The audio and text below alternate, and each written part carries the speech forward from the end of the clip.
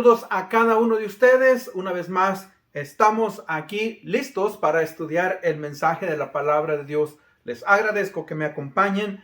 Vamos a hacer un paréntesis porque comenzamos una serie, si usted recuerda, sobre el libro a los Proverbios. Y hoy voy a traer un tema diferente, así es que le pido que sea paciente. Vamos a estudiar de la carta de Primera de Juan, el capítulo 2, versículos del 7 al 11. Este pasaje es algo muy importante para la iglesia, la relación entre los hermanos de la iglesia. Así es que voy a pedirle que abra su Biblia juntamente conmigo y vayamos al libro de Primera de Juan, capítulo 2, versículos del 7 al 11. Y leo yo de la Biblia de las Américas este pasaje que dice así: Amados, no les escribo un mandamiento nuevo, sino un mandamiento antiguo, que han tenido desde el principio.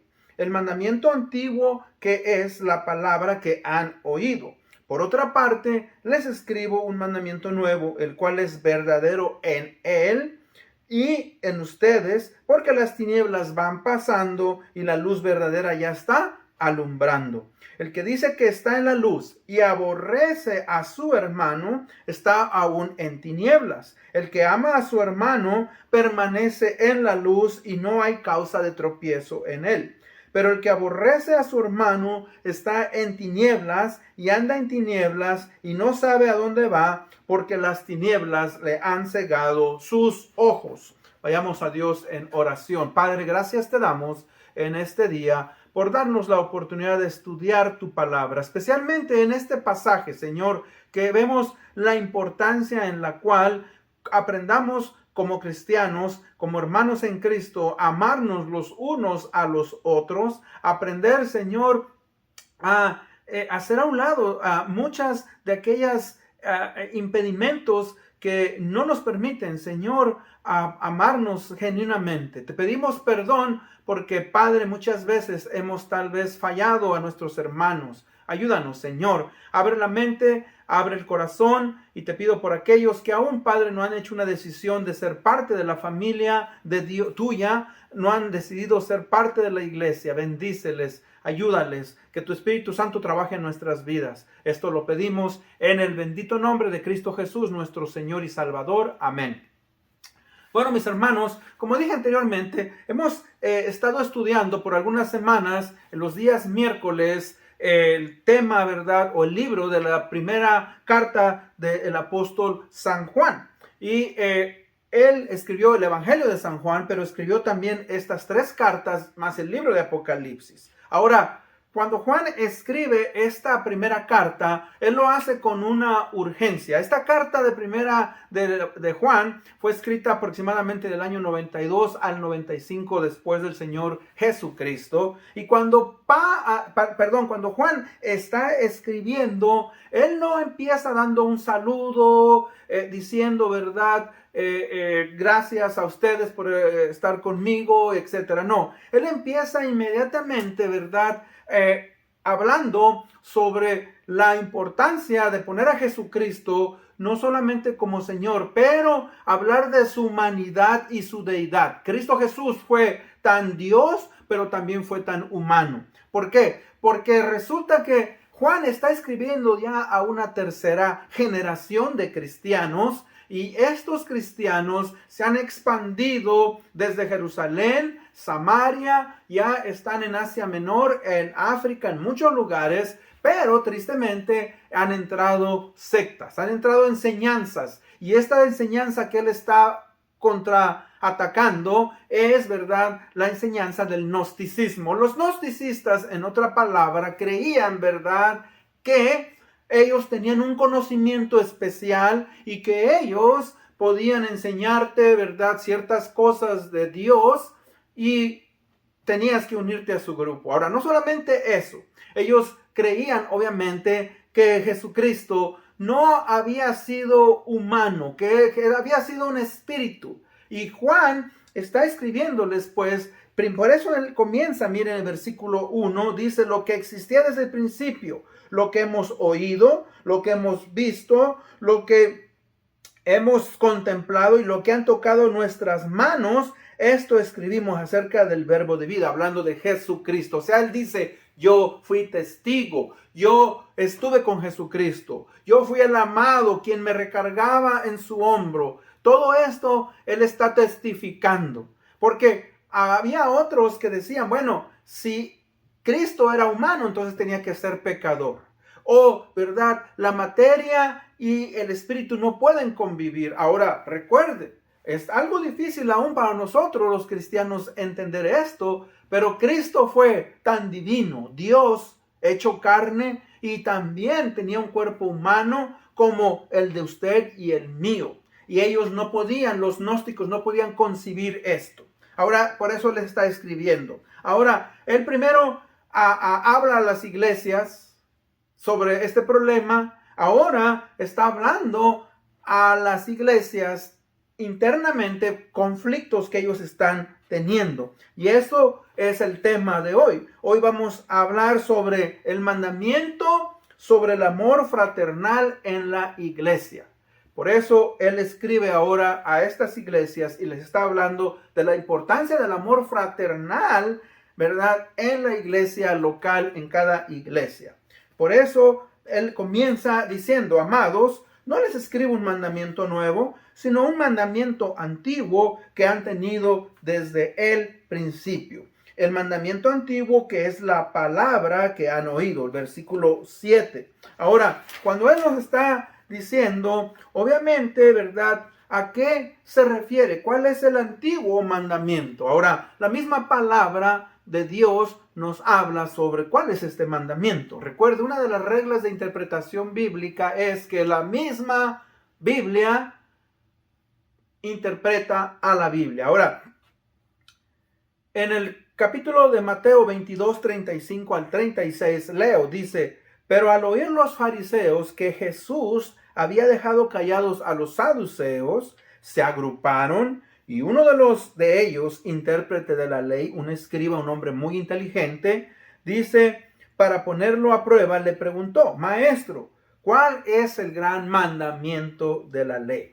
Ahora usted lo encuentra en Deuteronomio 6:5. El primer mandamiento dice, llamarás a Jehová tu Dios de todo tu corazón, de toda tu alma y con todas tus fuerzas. Ese es el deber del hombre para con Dios. En Levítico 19:18 se nos da, ¿verdad?, el segundo mandamiento. No te vengarás ni guardarás rencor a los hijos de tu pueblo, sino amarás a tu prójimo como a ti mismo, yo Jehová. El Señor Jesucristo entonces le respondió a este escriba, a este hombre, ¿verdad? Amarás a Jehová tu Dios de todo tu corazón, con toda mente, con todas tus fuerzas, y a tu prójimo como a ti mismo. En todo esto, le dice, se resume la ley y los profetas. El hombre le responde, maestro, has respondido muy sabiamente. Ahora, ese es entonces el antiguo mandamiento, ¿verdad? Juan está diciéndole a estos hermanos que deben de practicar ese amor que ha sido dejado por parte de Dios, ¿verdad? Para que los cristianos vivan de una manera fraternal. Practicar el amor los unos con los otros a través de los mandamientos que Dios nos dejó en el Antiguo Testamento y del nuevo mandamiento que también Cristo nos dio, que es lo mismo. En Juan 13, 34 y 35 leo yo.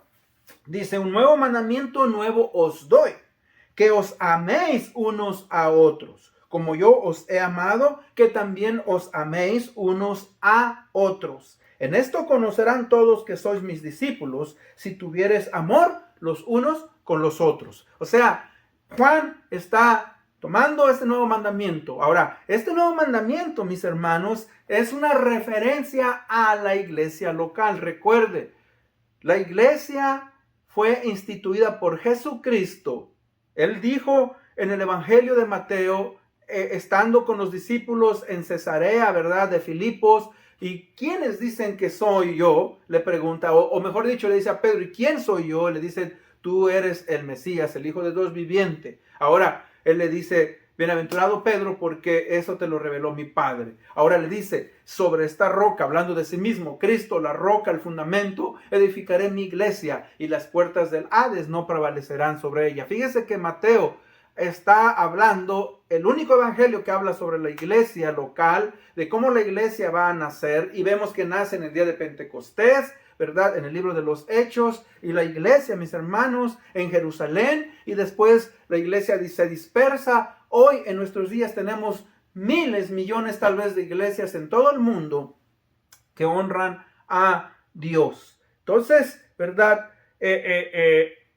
Una marca entonces distintiva de la iglesia local es el amor, ¿verdad?, que debe de existir entre los hermanos. Por eso les dice, ¿verdad?, en el versículo 8, les escribo un mandamiento nuevo, el cual es verdadero y en ustedes, porque las tinieblas van pasando y la luz verdadera ya está alumbrando. Hermano, el mundo de las tinieblas es el mundo de Satanás. El mundo, ¿verdad?, que fue derrotado. El príncipe de las tinieblas fue derrotado en la cruz del Calvario. Cristo resucitó, murió en la cruz del Calvario, resucitó y, ¿verdad?, Él ha conquistado. Por eso dice, las tinieblas van pasando. La iglesia, ¿verdad?, tiene una gran labor de llevar el evangelio, de rescatar las almas, ¿verdad?, del infierno, para que puedan tener salvación y vida eterna. Por eso la importancia, ¿verdad?, de que siempre hago esa invitación a que si usted no ha recibido al Señor Jesucristo como Señor y Salvador, tiene que arrepentirse, tiene que confesar sus pecados, tiene, ¿verdad?, que vivir una manera diferente a la que usted está acostumbrado y, ¿verdad?, que la gracia de Cristo va a venir a su vida y le va a ayudar y ser parte de una iglesia local. Entonces, le está diciendo pues que la luz verdadera ya está alumbrando. El evangelio del Señor Jesucristo. Señor Jesucristo dijo, yo soy el camino, la verdad y la vida. Él ilumina la vida de los hombres, ¿verdad? Y esa luz del evangelio nos saca de la oscuridad en la cual vivíamos para vivir ahora en la luz de Dios, en la luz del evangelio. Ahora, el versículo 9 dice, el que dice que está en la luz es Jesucristo, ¿verdad? Dios, y aborrece a su hermano, aún está en tinieblas. O sea, fíjese que había problemas internos en estas iglesias. O sea, no solamente había ataques externos de los gnósticos y otros grupos, como los judaizantes, etcétera, que atacaban, ¿verdad?, a la iglesia, pero tristemente dentro de la iglesia había problemas. Y uno de ellos, ¿verdad?, es que había división. No estaban amándose, no estaban viviendo conforme al mandamiento del Señor Jesucristo de amarse los unos a los otros. Ahora es que entonces Juan les está diciendo a estos individuos, tienen que aprender a amar, ¿verdad? Amarse. Ahora, hay algo muy importante. Y la pregunta es, ¿existe una iglesia en la cual hay perfección? ¿Existe una iglesia en la cual, ¿verdad?, hay amor, en la cual todo, ¿verdad?, es perfecto? La respuesta es no. No existe una iglesia perfecta. En donde quiera que estemos, en Norteamérica, en Sudamérica, Centroamérica, en África, en Europa, en donde sea que esté, no va a haber una iglesia perfecta. Ahora, ¿cuál es la razón? Ahora, hay unas que son mejores que otras, pero tristemente todas nuestras iglesias van a tener imperfecciones. De hecho, se cuenta, ¿no?, la historia de este matrimonio, estos individuos que andaban buscando la iglesia perfecta.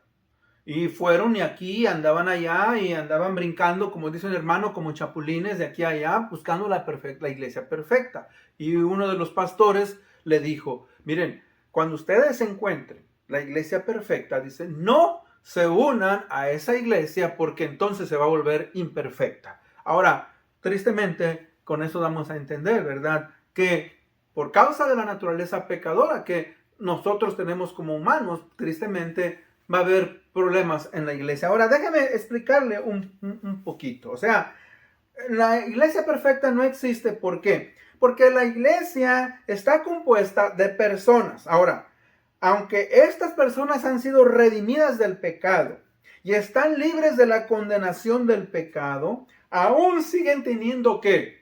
Una naturaleza pecadora. Y esta naturaleza pecadora que vive en cada ser humano, ¿me entiende? Se manifiesta entre nosotros los hermanos.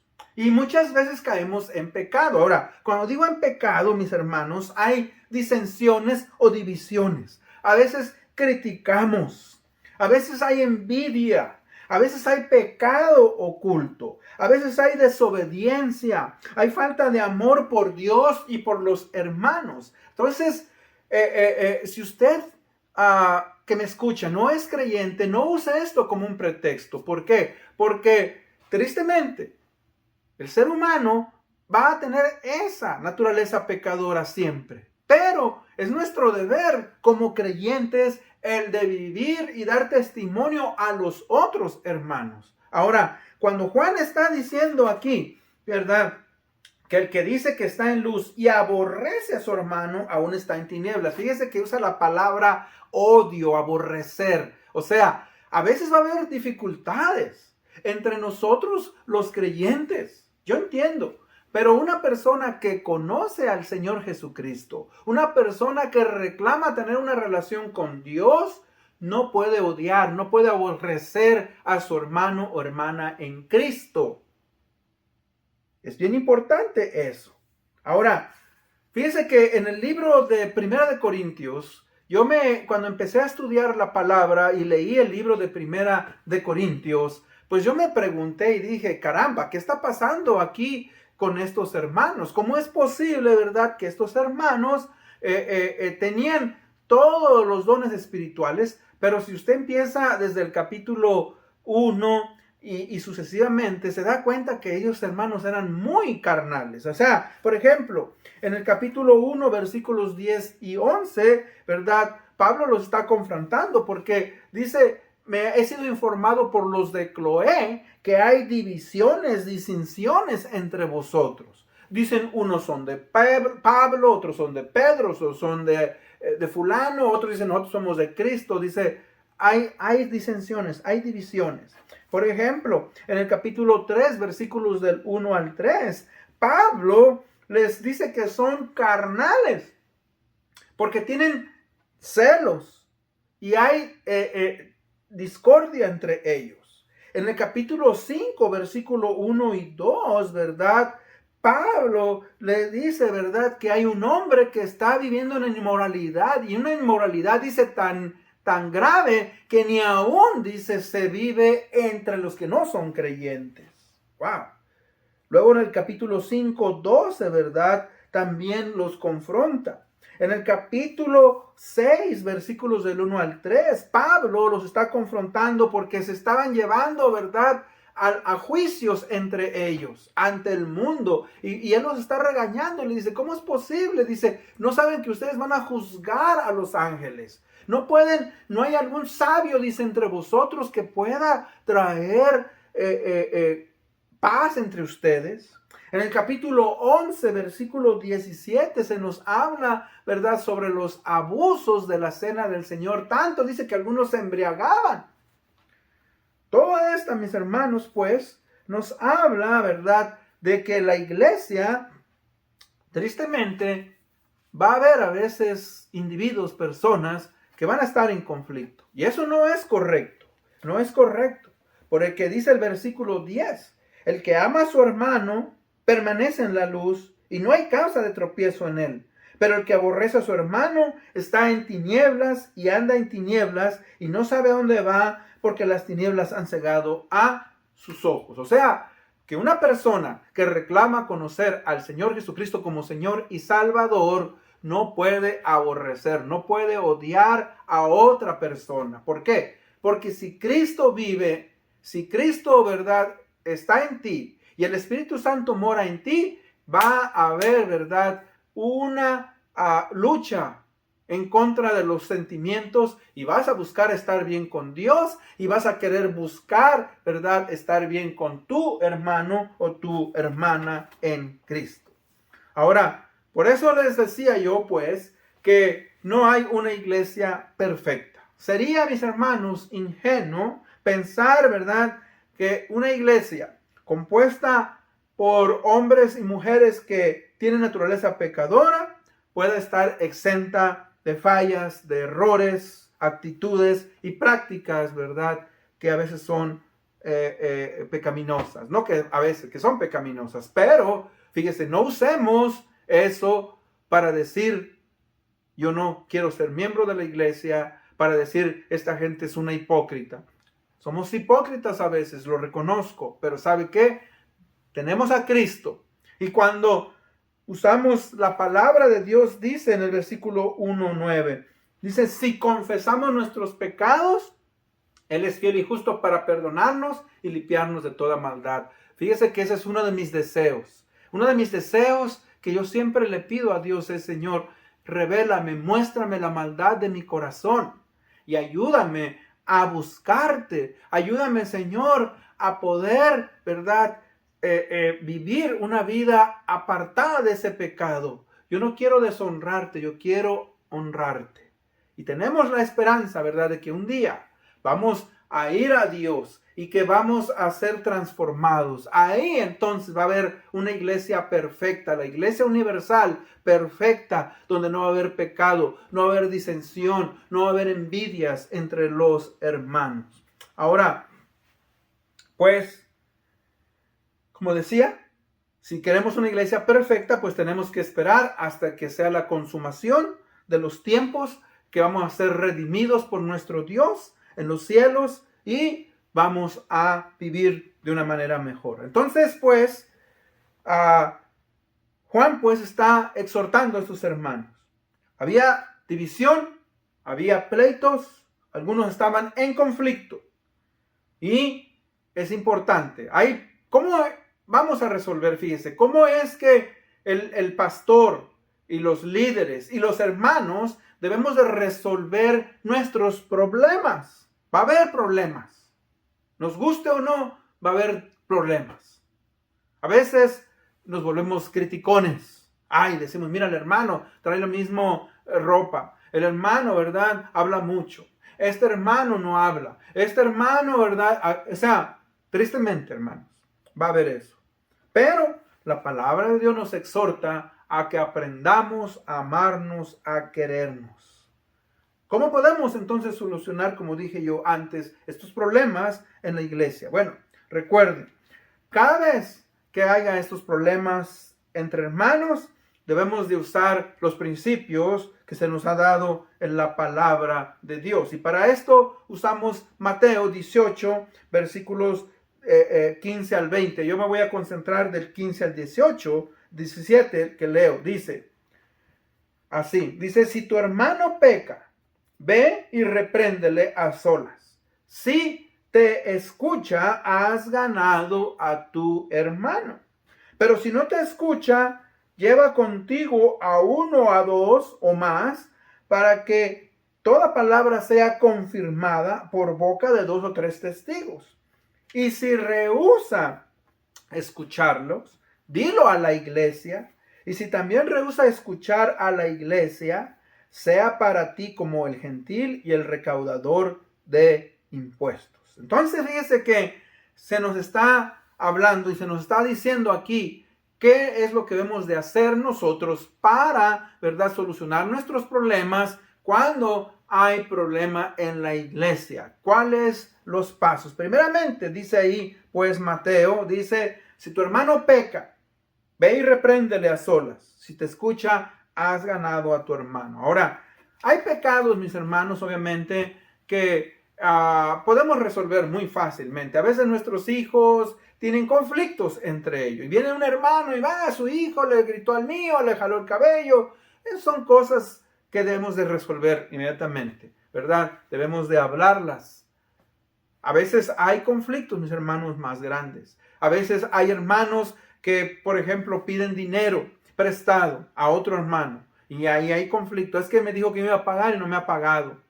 Y el otro es que sí le dije que le iba a pagar, pero no tengo dinero. Entonces, hermanos, esas son cosas, ¿verdad?, que causan conflicto. O este hermano, ¿verdad?, es un hermano o una hermana que anda en chisme, le gusta levantar falsos. O sea, esas son cosas que tenemos, ¿verdad?, que buscar solucionar. Ve, dice, ve, primeramente, habla con él. Aprendamos, ¿verdad?, a solucionar los problemas, como dijo alguien, como gente, ¿verdad?, civilizada. O sea, busquemos esa manera. Ese es el primer paso.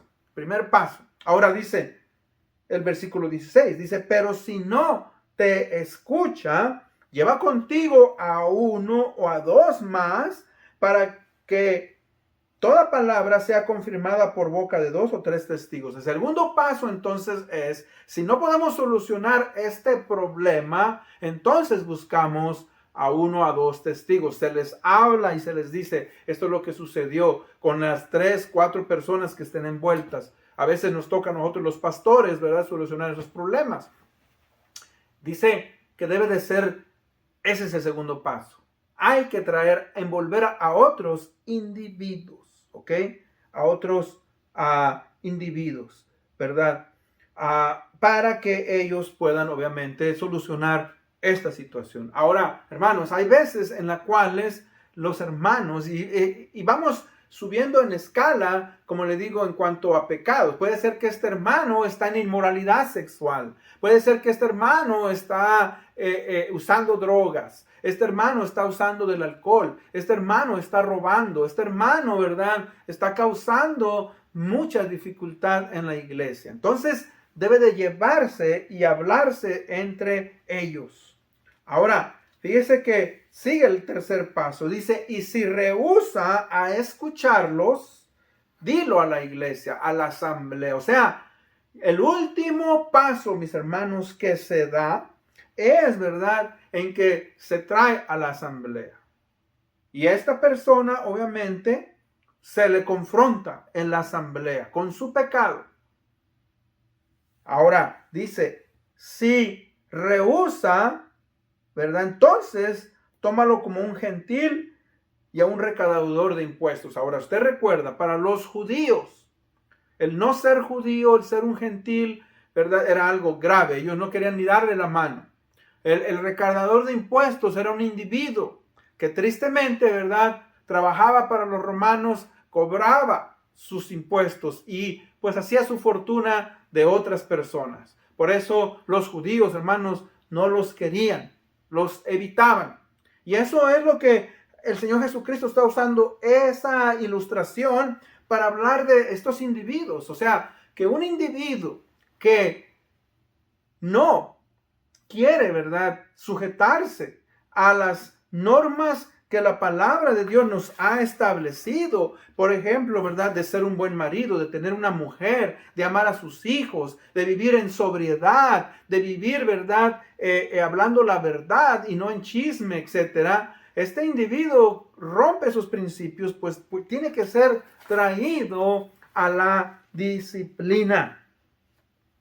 Ahora, Mateo es guiado por el Espíritu Santo para que la autoridad, fíjese que para que la iglesia, use la autoridad de los miembros a este individuo, a esta persona que no está dando un buen testimonio y, ¿verdad?, que tiene conflictos con otros, con otra o con otros individuos. Si este individuo, esta persona, hermanos, desprecia la amonestación y no se avergüenza de sus faltas, ni las corrige, dice que entonces tenemos que privarlo, hacerlo a un lado de ¿qué? De la membresía de la iglesia. Que sea en cierta manera expulsado de la comunión de los otros hermanos, apartado, dice, ¿verdad?, de las ordenanzas como la cena del Señor, bautismo, lo que sea, para que sea en cierta manera entregado a Satanás. Ahí es cuando dice es entregado a Satanás, es que este individuo, hermanos, va a vivir una vida de pecado para que, si él conoce a Cristo, estando en esa vida de pecado, como el hijo pródigo, ¿sí? El hijo pródigo dice que se fue lejos, vivió una vida perdida en vicios, pero dice que llegó al fondo, se quedó sin dinero y dice que fue a trabajar a un lugar donde cuidaban cerdos, y cuando él se dio cuenta de la manera en que estaba viviendo, la manera en que había despreciado a Dios, había despreciado a su padre, dijo, volveré a mi padre. Dice, entró sus sentidos y dijo, voy a hablar con mi padre y le diré, Padre, he pecado contra el cielo y contra ti, no soy digno de ser reconocido como tu hijo, hazme como uno de tus sirvientes. Y hermanos, ese es el propósito de la disciplina en la iglesia. No vamos, ¿verdad?, a despreciar a este individuo, lo vamos a amar, vamos a orar por él, vamos a orar por ella, para que se arrepienta y pueda regresar, para que pueda ser humilde. Ese es el problema. Una persona mientras está en pecado y en soberbia no puede ver a Dios, y que él se humille o ella y pueda ser aceptado. Por eso Juan está diciendo aquí, ¿verdad? No podemos, hermanos, vivir aborreciendo, en odio a nuestros hermanos. Si nosotros vivimos en la luz, si nosotros sabemos que Cristo Jesús ha muerto y nos ha resucitado y resucitó, es para que andemos, ¿verdad?, en una vida nueva. En conclusión, pues, hermanos, dice este pasaje que nos amemos los unos a los otros. Y que cuando haya conflictos entre nosotros, ¿verdad?, seamos, ¿verdad?, hombres y mujeres, que busquemos cómo solucionar los problemas, en que no, ¿verdad?, nos ofendamos y abandonemos, ¿verdad?, a nuestra iglesia, sino primeramente acudamos. Por eso en el libro de Gálatas 6:1 dice, amados, si alguno de vosotros es sorprendido en alguna falta, vosotros que sois espirituales, restauradle con espíritu de mansedumbre, no sea que tú también seas tentado. Fíjese que nos habla de restaurar al individuo, a la persona, a que tenga una relación con Dios, una relación con Cristo, con el Espíritu Santo y una relación con los hermanos de la iglesia. Y quiera Dios, ¿verdad?, que cada uno de nosotros nos comprometamos a vivir para Cristo, aprender a amar a Cristo. Y si amamos a Cristo, vamos a amar a nuestros hermanos y vamos a honrar y glorificar a nuestro Dios. Y con eso en mente, vamos pues a orar. Padre, gracias. Gracias por tu palabra. Señor, tu palabra lo dice aquí. Debemos de amarte a ti, vivir en tus principios, Señor, y amar a los hermanos. Señor, perdónanos, porque muchas veces tal vez hemos sido de tropiezo, hemos fallado. No hemos, Padre, sido de testimonio a nuestros hermanos. Te pedimos perdón. Ayúdanos, Señor, a poder arreglar nuestros problemas, a poder solucionarnos, Padre, conforme tu palabra nos dice. Te pedimos por aquellos, Señor, que han abandonado la iglesia, aquellos, Padre, que están viviendo en pecado. Ten misericordia de ellos, que tu Espíritu Santo les redarguya de pecado y que puedan venir a Él. Y también te pedimos por aquellos que aún no han hecho una decisión, aquellos que no quieren, Padre, tienen miedo de entregar su vida a ti. Trabaja en sus vidas, que tu Espíritu Santo les hable y redarguya de pecado. En Cristo Jesús pedimos esto. Amén. Dios me los bendiga. Nos vemos hasta la próxima.